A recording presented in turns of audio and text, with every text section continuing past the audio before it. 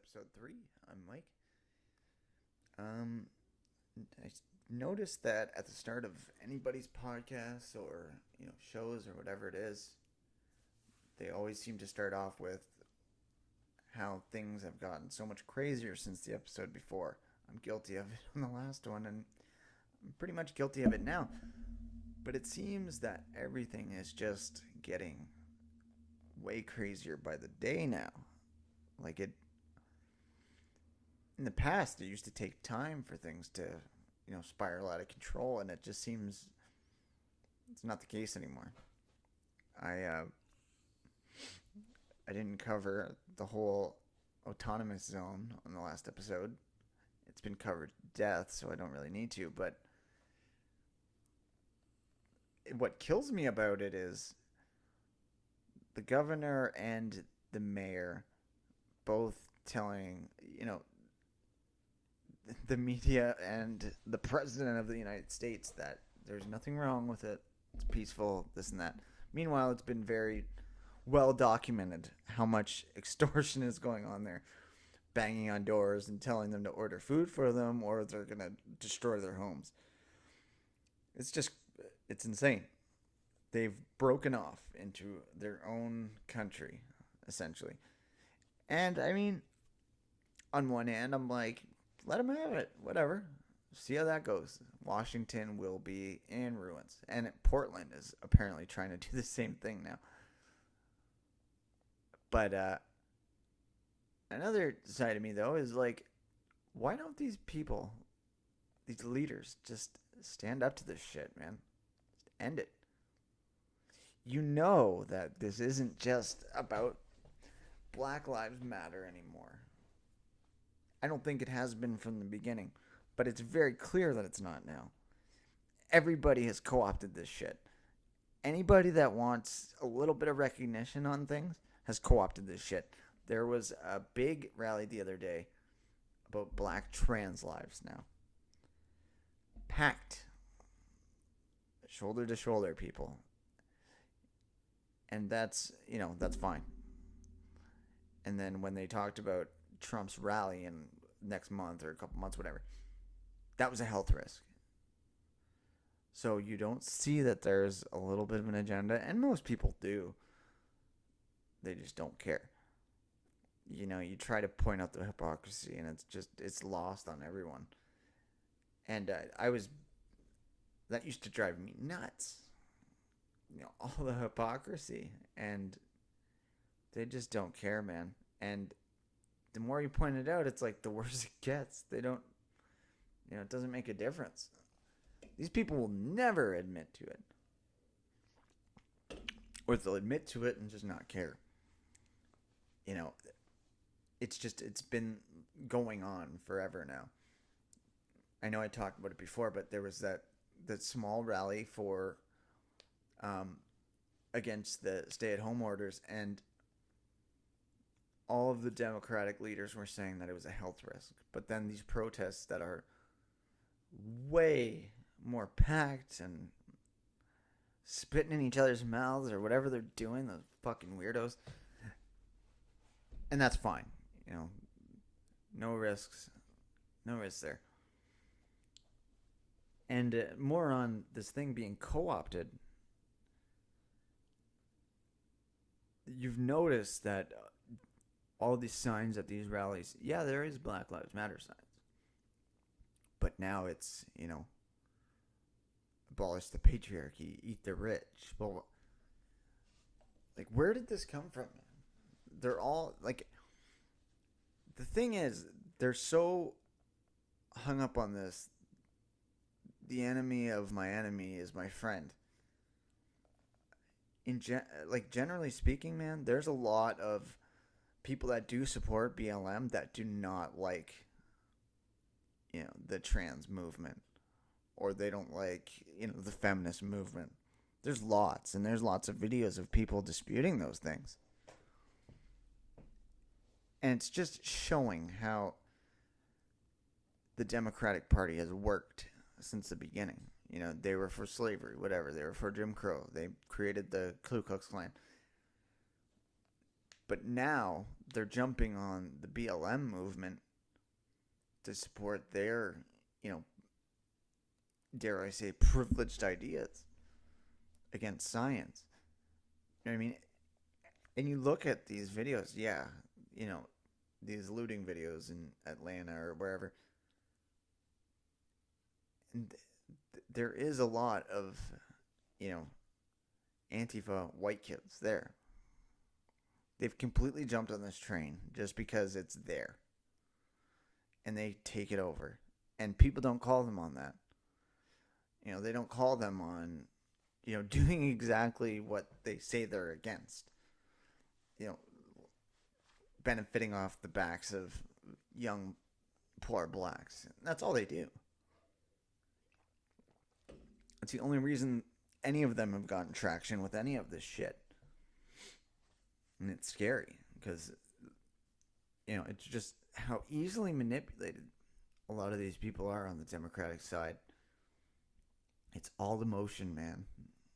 You throw a word out there, a buzzword, and, that's it. That's all it takes for them to jump on that. It's honestly embarrassing.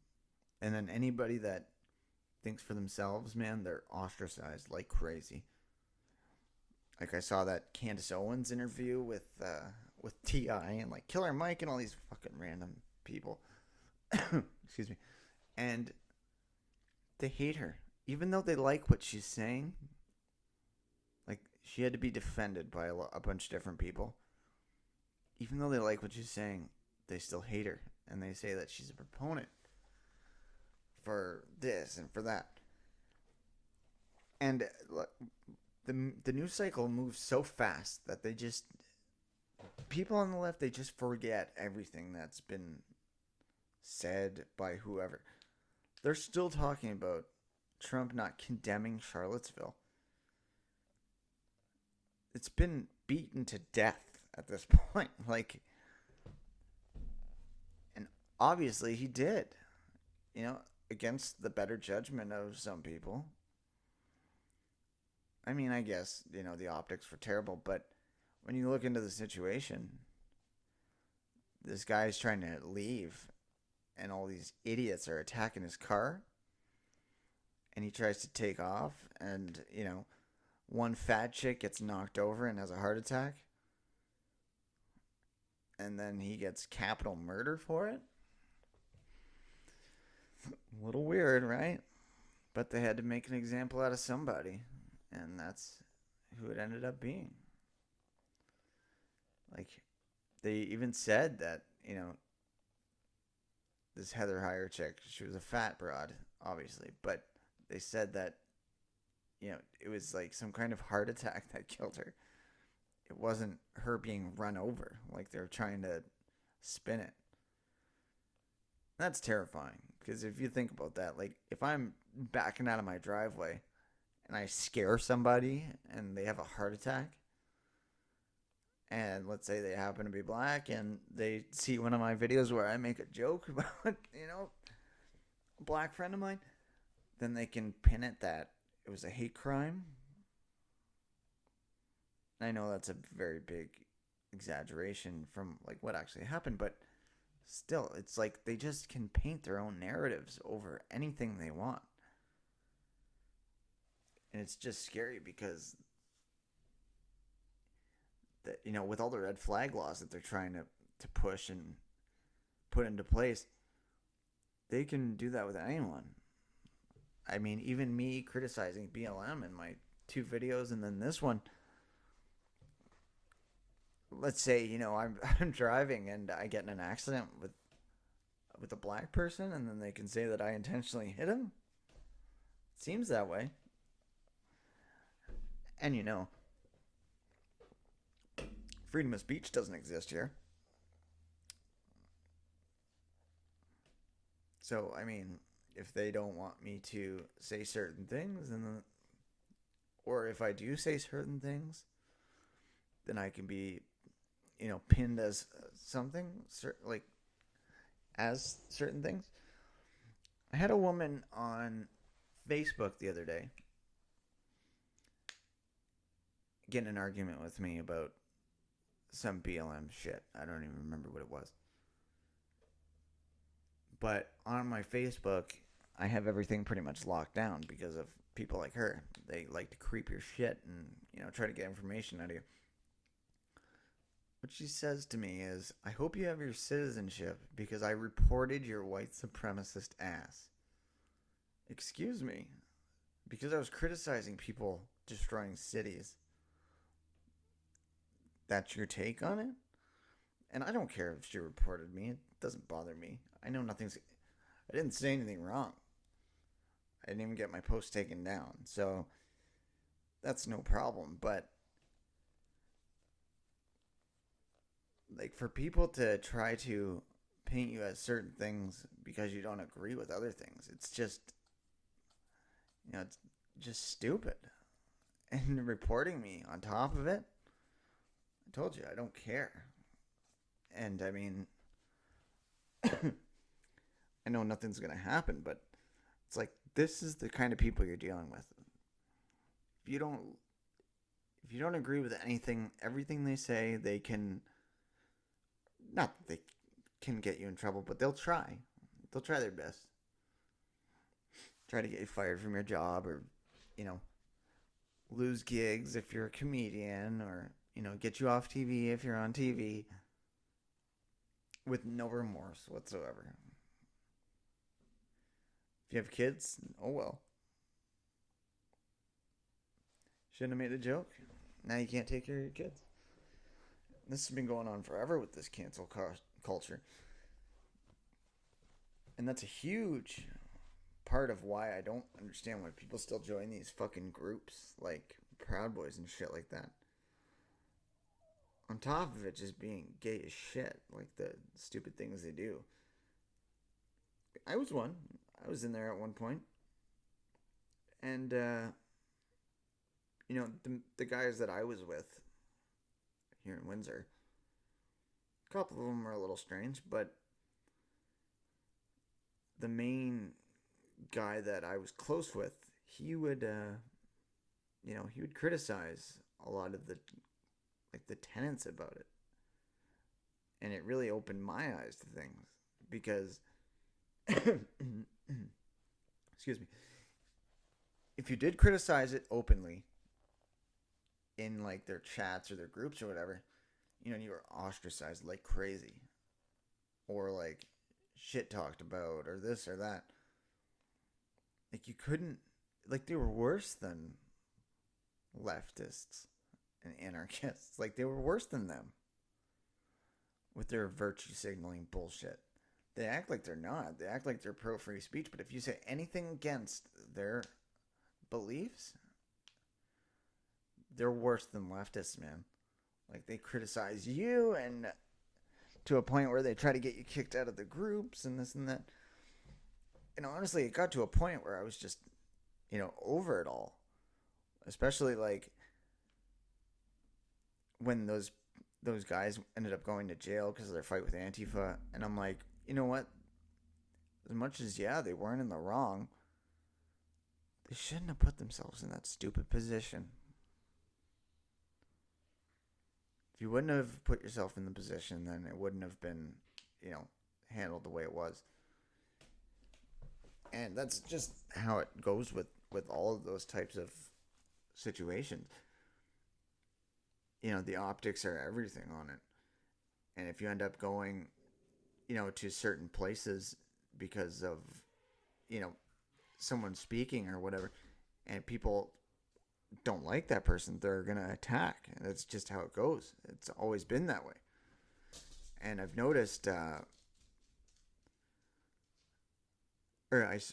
noticed at the time that they attack like crazy their own group members if they don't just toe that line 100%. And it's just not the type of person I am, man. If something is hypocritical or stupid, like, I'm gonna call it out. That's just how I work. I don't put up with stupidity like that. Like, Gavin McInnes, he had a lot of things wrong with him. And if I said anything wrong about that, then other group members would get pissed, or if I criticized, they're so against certain things, but then if like let's say, illegal immigration or whatever it is, but then if you'd say, okay, yeah, I am against that, and I'm against the aid to all those countries. I'm also against the aid to Israel. Well, that's too much, man. Like, you can't say that. You got to bow to Israel. That's how a lot of them looked at it. Because the Republican Party is very pro-Israel, you have to be. And if you're not, then, you're an enemy. And I know a lot of Proud Boys will dispute that they're that, strict on their laws, but I saw it firsthand, man. I saw it firsthand. And I noticed a lot of people saying that, that the optics were bad, and I still wanted to be a part of it because I thought it was, a cool movement at first. And in many ways, I still kind of think they have good values to it, but it's like, it gets to a point where, okay, you're on a list now from the SPLC. Yeah, they're bullshit, but most people don't know that. And they're taking that as gospel. And I don't know. I didn't think it was worth, because I got doxxed a few times with people, finding out my information because I was involved with them. I got my Facebook account purged. And that was the Halloween purge a few years back. Facebook account I had from 2006, gone, and it just wasn't worth it to me. But the hypocriticalness of that shit, I can't stand, man. And the left is just so guilty for it, and they have no remorse for anybody, losing their job or anything. But I've also been seeing a lot of,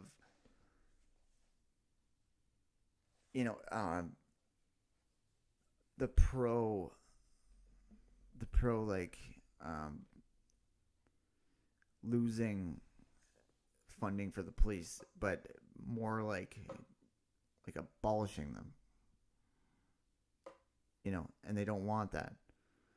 But I've seen a few people mention abolishing the police or even defunding them means a lot more people are going to have to hire, private security to keep themselves safe. Well,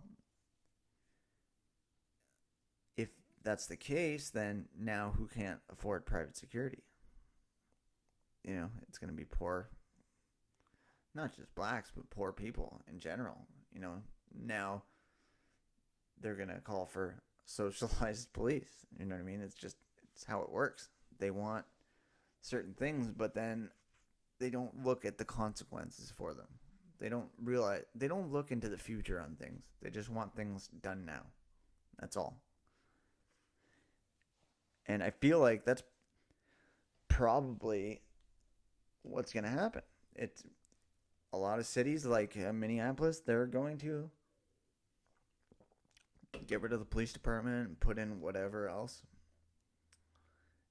And when the crime rate spikes, which it will, because there's not going to be as many of whatever they use.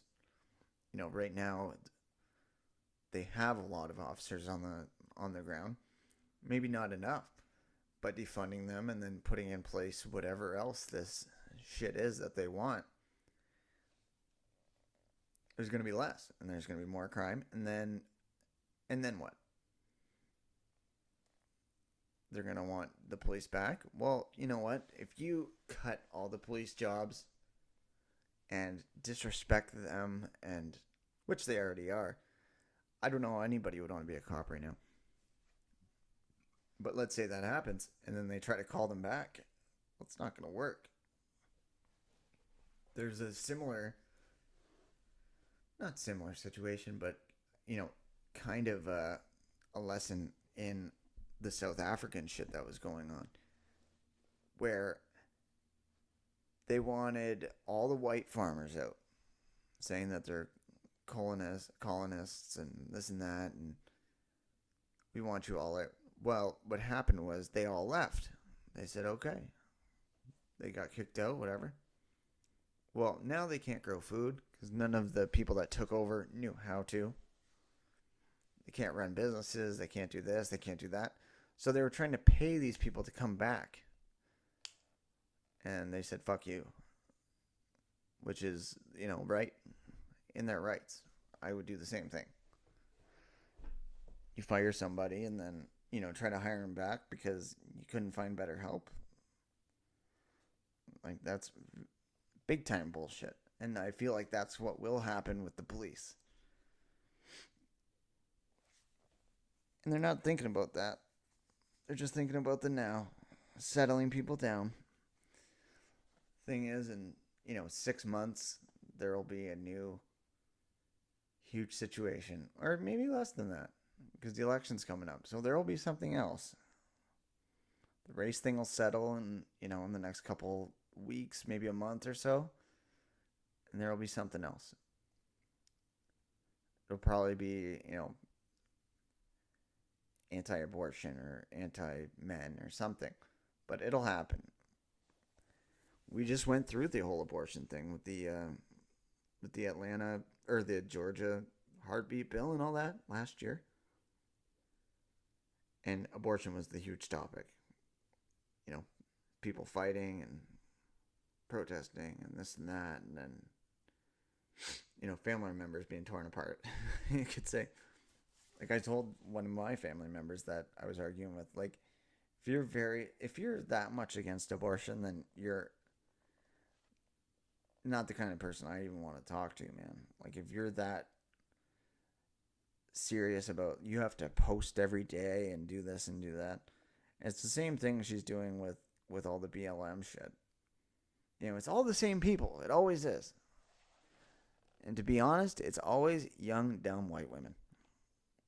They feel guilty for whatever reason, and they feel the need to spout their stupid opinions about everything, which is always on the wrong side of things. I said, if you're able to kill your child, you shouldn't have one to begin with. And that's hateful, apparently. And then the same people that were, against the heartbeat pill or whatever, it's the same people that were stay home, don't spread the disease or spread COVID.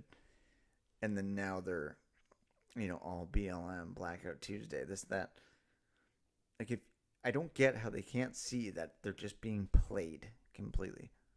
They all are. And they're okay with it, it seems. It's just embarrassing. Like, I don't know.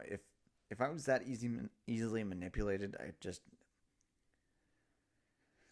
I don't know. I don't know what I'd do. It's just embarrassing, man. And they all do it. They can never just, have an independent thought. It's always got to be whatever is going on in the news cycle that they have to be on top of.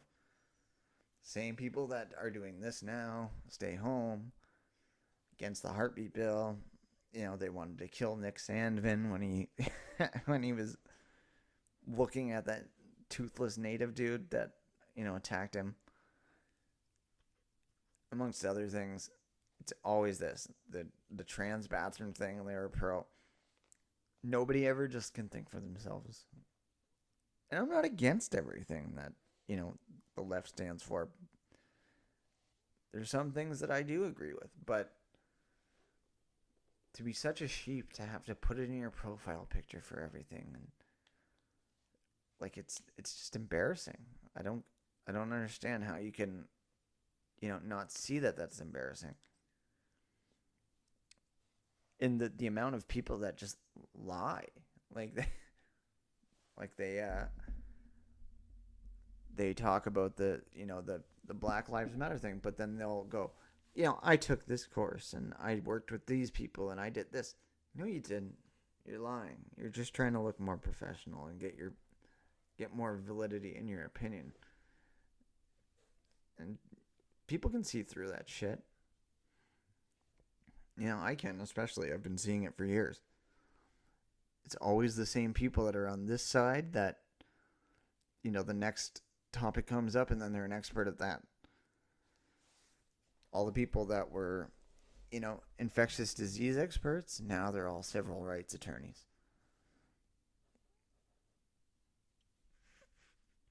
I don't know. It's just, I don't think this is going to be the last thing before the election that is extremely dividing. Excuse me. And they do this on purpose. It's all on purpose. But I think a big thing about it is to just take the